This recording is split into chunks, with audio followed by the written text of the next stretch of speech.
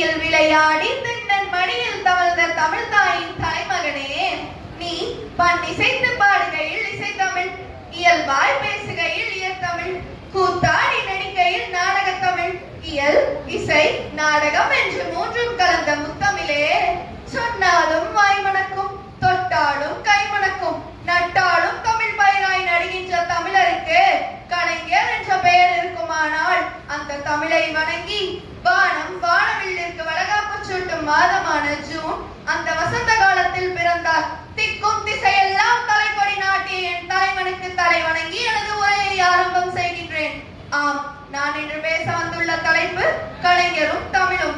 சொக்க வைக்கும் சொல்லழகும், சொற்போரை மற்றோரை திக்க வைக்கும் பேரழகும் கொண்டவர் கலைஞர் அவர்கள். பொதிகை மலை காட்டுக்குள் பொருணை நதி ஊற்றுக்குள் இங்கிருக்கும் இளந்தமிழர் நெஞ்சு கூற்றுக்குள் அவர் பிடித்த இடத்தை சொல்ல வார்த்தைகளே இல்லை. அப்பப்பா, கல் தோன்றி மண் தோன்றா காலத்திற்கு முன் தோன்றிய மூத்த கொடியும் தமிழ் கொடி. அத்தமிழ் கொடியிற்காக அவர் ஆட்சிய பற்று ஏராளம் ஏராளம். தேரோடும் கனவுகளை தெருவோடு விட்டுவிட்டு போராட வந்த தலைவர் அவர். இந்து மதத்தவருக்கு பகவத்கீதை, இஸ்லாமியருக்கு திருக்குர்ஆன், கிறிஸ்துவருக்கு பைபிள், அப்பொழுது தமிழருக்கு என்றால் திருக்குறள். அந்த திருக்குறளை எழுதிய திருவள்ளுவருக்கு வள்ளுவர் கோட்டம் அமைத்தார் கலைஞர் அவர்கள். வள்ளுவர் கோட்டம் என்பது அவரது கடவுள். அங்கிருக்கும் தேர் தமிழ் தேர். அங்கு செதுக்கப்பட்டிருக்கும் ஒவ்வொன்றும் தமிழரின் பெருமையை சொல்லும். குமரி முனையில் அவர் வைத்திருக்கும் சிலை எவ்வளவு உயரமோ அதை காட்டிலும் உயரத்தில் இடம்பெற்றிருக்கிறார் கலைஞர் அவர்கள். தமிழ்நாடு மக்களின் மனதில் திருமால் இவ்வுலகை காலால் அளந்தார், திருவள்ளுவர் இவ்வுலகை இரண்டடியால் அளந்தார். ஆனால் நாவால் அளந்த பெருமைக்கு சொந்தக்காரர் கலைஞர் ஒருவரே ஆவார். கலைஞர் அவர்களின் பேச்சை கேட்டால் நற்கரும்பு சாற்றில் பால் கலந்து தேன் கலந்து திவட்டான சுவை கலந்து இன்றைக்கும் நம் உணர்வில் தத்துவ தேரோட்டமாய் வாழ்கின்றார். வாழ்க்கையை சிலிர்க்க வைக்கும் உடன்பிறப்பே என்ற ஒற்றை வார்த்தையின் பிதாமகன் அவர். கலைஞர் அவர்கள் 1924ஆம் ஆண்டு திருவாரூர் திருக்கோளை தந்த திருமகன். முத்துவேலன் அவரது தமிழ் மகன். அஞ்சுகா அம்மாளின் தலைமகன் ஆவார். 1930ஆம் ஆண்டு பள்ளி மாணவனாக இருக்கும் பொழுதே தனது தமிழ் பணியை தொடங்கினார். இது மட்டுமா, இன்னும் எவ்வளவோ சொல்லலாம். 1942ஆம் ஆண்டு முரசொலி என்ற பத்திரிகையை ஆரம்பித்து அநீதிக்கு எதிராக முரசறைந்தார் அவர்.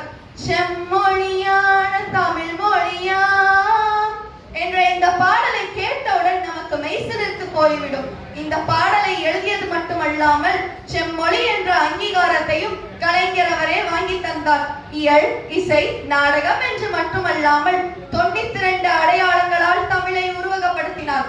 தமிழை மட்டுமல்ல, தமிழ் ஆளுமைகளையும் தமிழ் இலக்கியங்களையும் அவர் கொண்டாட தவறியதில்லை.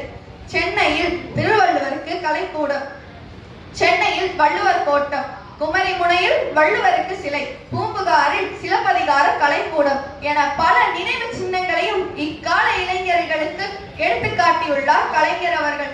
செம்மொழி தமிழ், மெட்ரிகுலேஷன் பள்ளியில் தமிழ், பொறியியல் கல்லூரிகளில் தமிழ், இணையத்தில் தமிழ், தமிழில் மருத்துவம், அகரமுதலி திட்டம், எங்கும் தமிழ் எதிலும் தமிழ் என்று கூறியவர் கலைஞர் ஒருவரே ஆவார். பலா தமிழ் உள்ளம், பார் தமிழ் சிலிர்ப்பு, நிலா தமிழ் மூச்சு, நீர் தமிழ் கூற்று என்று தமிழ் தமிழ் தமிழ் என்று தமிழிற்காக தனது வாழ்க்கையவே அர்ப்பணித்துக் கொண்டார் கலைஞர் அவர்கள். வாருங்கள் போருக்கு புறப்படுவோம், வந்திருக்கும் இந்தி பேயை விரட்டிடுவோம் என்று அவர் கூறிய வார்த்தைகள் ராஜாஜி சர்க்காரை அதிர வைத்தது. மாதா பிதா குரு தெய்வம் என்பார்கள். பேச்சு பழக்கிய மாதாவிற்கும், பேச்சு பிழை நீக்கிய பிதாவிற்கும், பேச்சு நாகரிகம் கற்றுக் கொடுத்த குருவிற்கும், வாய்ப்பளித்த இறைவனுக்கும் நன்றி கூறி aim the star and shoot the tree என்பார்கள். நீ நட்சத்திரத்தை குறிவை, மரத்தையாவது சுடு என்பார்கள். நான் நட்சத்திரத்திற்கு குறிவைத்தேன். நான் சுட்டது மரமா நட்சத்திரமா என்று நடுவருக்கே தரும்.